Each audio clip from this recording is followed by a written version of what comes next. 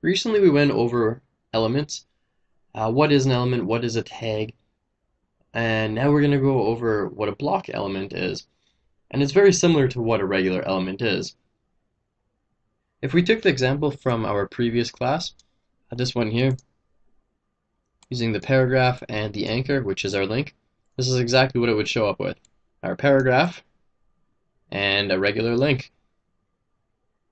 Now I'll show you what a block element looks like. Here we've got our line that goes right across. That's our horizontal rule, and that will separate everything above it and below it into two sections, like it did. I'm not using any line breaks here. Next we have our div tag, which is our dummy tag, and we'll go over this a little bit later. It's a very common tag, and it too will try to eat up all the space from left to right. And even our paragraph element will do the same thing. Notice how we have the paragraph up here. Opening it with our content in the middle and then closing it is automatically going to take up all the space it can from the left to the right. So to formally tell you exactly what a block element is, a block element is an element, again, such as one of these, that will try to take up all the space it can from the left of it to the right of it.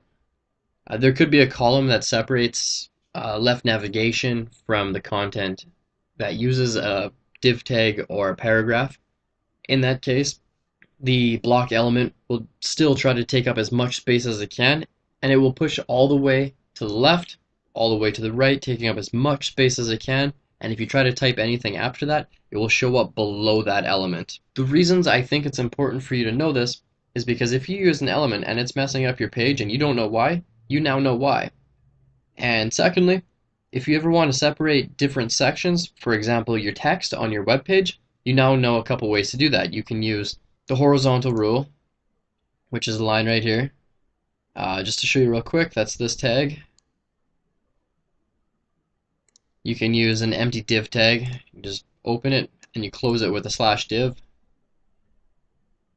You can wrap everything up in paragraphs. Or you can use a line break, which is just the simple BR tag. Now you know what block elements are.